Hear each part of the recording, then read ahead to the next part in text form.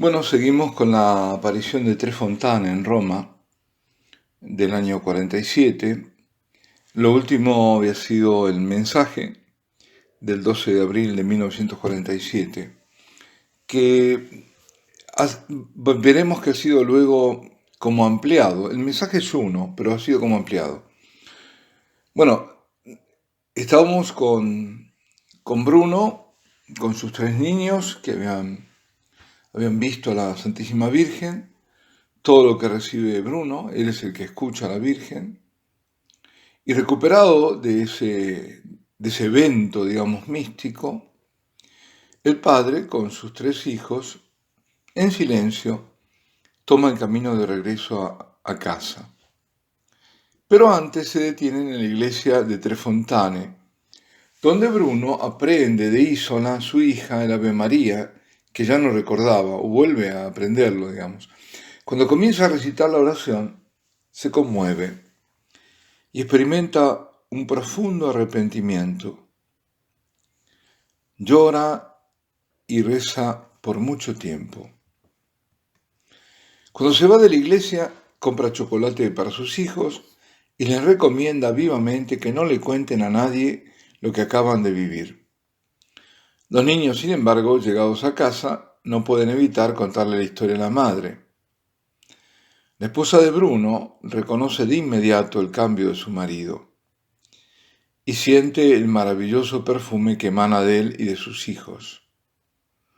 Bruno se arrodilla ante su esposa y le pide perdón por todo lo que antes le había hecho sufrir. Yolanda lo perdona. En los días siguientes, Cornacchiola va en busca de un sacerdote y le hace la pregunta, ¿os recordáis, no? La pregunta que tenía que hacerle a varios de ellos, pero nadie le responde con las palabras indicadas por la Virgen. Finalmente, por consejo de su esposa, decide acudir al párroco. Pero, como el párroco lo conoce como un acérrimo enemigo de la iglesia, Bruno no se atreve a ir a él inmediatamente, sino que da como un rodeo. Primero pregunta a otro sacerdote que oficia en la misma iglesia. Y éste le responde exactamente con las palabras que Bruno esperaba. Y lo dirige al propio párroco como a la persona más adecuada. Bruno y su esposa se confiesan, comunican y vuelven a formar parte de la comunidad parroquial, de esa comunidad de la que habían salido hace mucho tiempo. Se suceden otras apariciones. El 6 de mayo, Cornacchiola regresa a la gruta para agradecer a la Virgen por lo que le había sido otorgado. Y nuevamente se le aparece la Madre de Dios, sonriente, maternal, no habla, pero le da a entender cuán grande es su alegría por su conversión. Uno de los sacerdotes de la iglesia de Ognissanti de todos los santos, don Mario Sfoggia, le manifiesta a Bruno el deseo de visitar la cueva. El 23 de mayo van juntos a la gruta. Los dos se arrodillan junto a la piedra donde la Virgen, algo más de un mes antes, había posado sus pies. ¿Os acordáis? Una piedra de toba, italiano tufo. Y comienzan la recitación del rosario. Bruno responde a las oraciones regularmente, pero de repente deja de hablar. Entonces don Mario quiere mejor ver qué sucede, pero mientras está a punto de hacerlo, recibe una descarga eléctrica que lo bloquea, volviéndolo incapaz de cualquier movimiento. Oye que Bruno murmura, qué bella es, pero es gris, no es negro. Más luego, don Mario ha regresado, le dice Bruno. Le cuenta que durante la visión la Virgen había puesto sus manos en ambas cabezas y luego se había ido, dejando un perfume intenso detrás. El sacerdote abraza a Bruno y le dice, Bruno, me siento unido a ti. Al escuchar estas palabras, el vidente da un sobresalto y lleno de alegría abraza esta vez él al sacerdote. ¿Por qué? Porque os acordáis que eran las palabras claves que le había dicho la Virgen. Esas palabras pronunciadas por don Mario, Bruno, me siento unido a ti, eran la señal que Nuestra Señora le había dado para identificar quién lo acompañará a ir al Papa a entregarle el mensaje. Bruno, por otra parte, solía ir a la gruta y permanecer en oración. Sabía que ese había sido un lugar de pecado, pero esperaba que después de la aparición hubiese dejado de serlo. Ciertas señales encontradas dentro de la cueva son evidencias de su error. Amargado escribe en una hoja un llamado de corazón, y es la misma Virgen quien se lo dicta. Y dice, o escribe, no profanen esta gruta con pecado de impureza. Quien ha sido una criatura infeliz en el mundo del pecado, vuelque sus penas a los pies de la Virgen de la Revelación. Confiese sus pecados y beba de esta fuente de misericordia. María es la dulce madre de todos los pecadores. He aquí lo que hizo por mí, pecador. Fui un militante en las filas de Satanás, en la secta protestante adventista. Yo era un enemigo de la Iglesia y de la Virgen. Aquí, el 12 de abril de 1947, estando con mis hijos, se apareció la Virgen de la Revelación, diciéndome que volviera a la Iglesia católica, apostólica, romana, con las señales y revelaciones que ella misma me manifestó. La infinita misericordia de Dios ha vencido a este enemigo, quien ahora a sus pies pide perdón y piedad. Amen a María, en nuestra dulce Madre. Amen a la Iglesia con sus hijos. Ella es el manto que nos cubre en medio del infierno que se desencadena sobre el mundo. Recen mucho y aléjense de los vicios de la carne. Recen. En total, fueron alrededor de 60 las apariciones que la Virgen le concedió a Bruno, desde el 47 hasta el año 2001.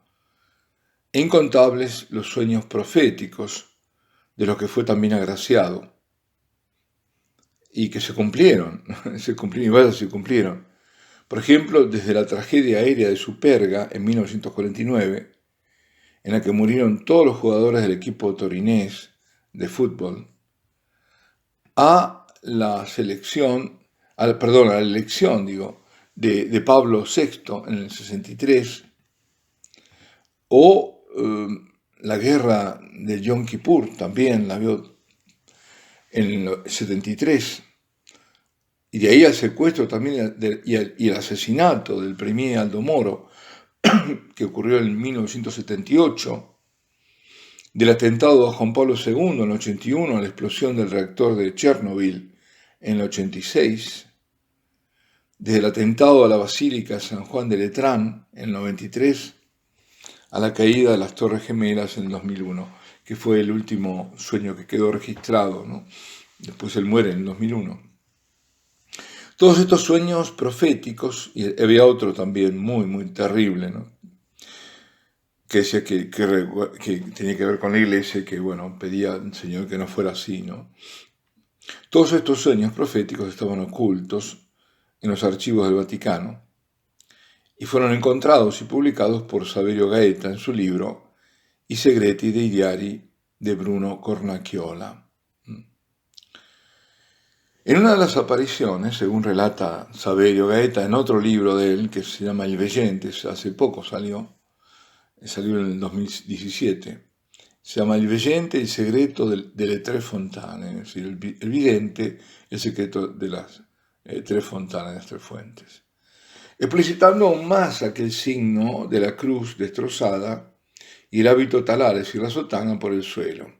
Y le dice en ese mensaje la Santísima Virgen a Bruno, los pastores del rebaño no cumplen con su deber.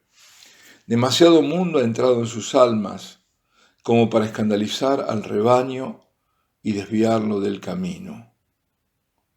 Antes de que Rusia se convierta y abandone el camino del ateísmo, se desatará una tremenda y grave persecución.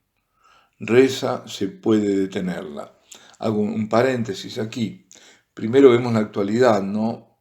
De que demasiado mundo ha entrado, dice, en las almas de los pastores, de los sacerdotes, de los obispos, que escandalizan al rebaño y que los desvían del camino. Y eso es muy reciente, muy actual, lamentablemente. Y ya antes de que Rusia se convierta, y aquí está el tema, ¿se convirtió Rusia? Yo creo que no, yo creo que no. Y sobre todo no se ha convertido al catolicismo, porque eso es la conversión. El camino al ateísmo no lo ha abandonado. Y dice, se desatará una tremenda y grave persecución. Pero agrega, reza, se puede detenerla. Alejaos de las cosas falsas del mundo, espectáculos vanos, prensa obscena. ¿Cuánto hay ahora en prensa obscena? Uno puede entender todo, ¿no?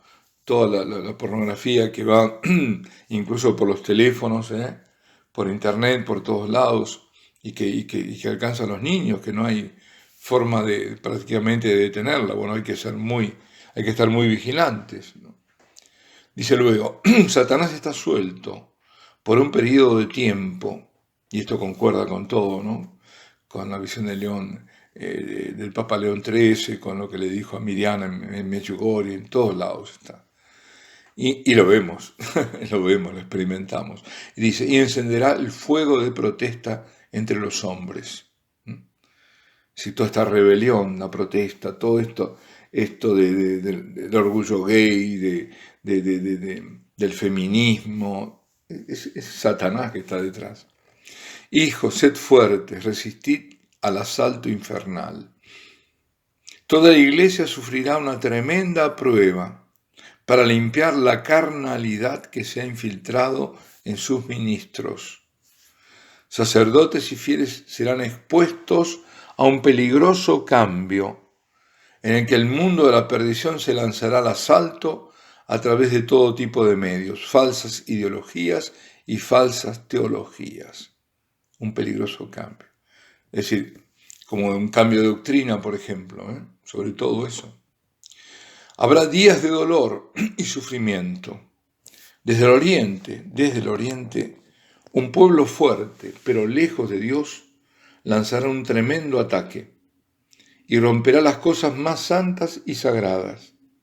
Nos preguntábamos, ¿será China? El mundo entrará en otra guerra, y pensamos que había acabado la Segunda Guerra Mundial, ¿no?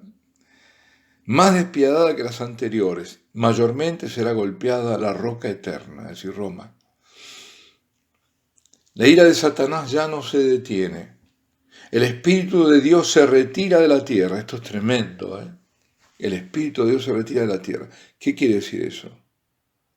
¿Qué quiere decir si el Espíritu de Dios se retira?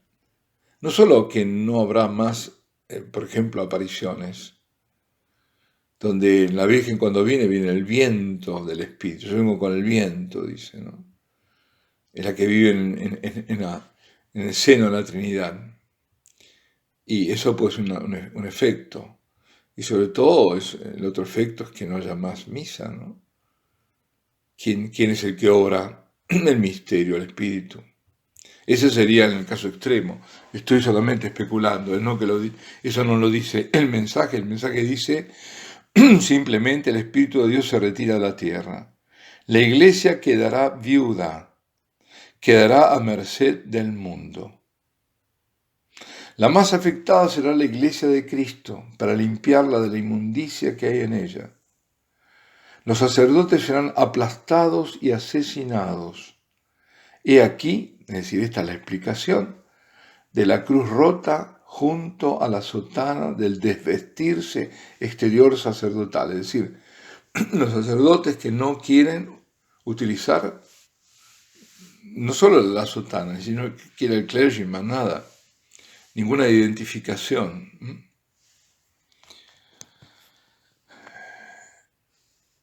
Este mensaje del 12 de abril de 1947, del cual los anteriores son extractos, fue recibido integralmente ese día, el día 12, ¿no?, por el vidente, que en gran parte lo transcribió al regresar a su casa ese mismo día. Sin embargo, no todo estaba en ese primer texto escrito. Posteriormente lo completó en otras 3 fechas, el 21 de febrero del 48, en los días de la Asunción, 15 de agosto, tanto del 49 como del 58. El mismo Cornacchiola relata que tenía la sensación, cada vez que lo hacía, de escribir, de escuchar una grabación en la que estaban registradas las palabras exactas a la Virgen de aquel primer día. Recién cuando estuvo todo transcripto, lo entregó al Papa Pío XII, y de aquel momento fue a formar parte de los archivos secretos, como diría el cardenal Ottaviani, que entraba ya en el agujero negro, ¿no?, hasta que el periodista y escritor, como decía Saverio Gaeta, los trajo a la luz. Bueno, acá nos detenemos. Alabado sea Jesucristo. Ave María Purísima.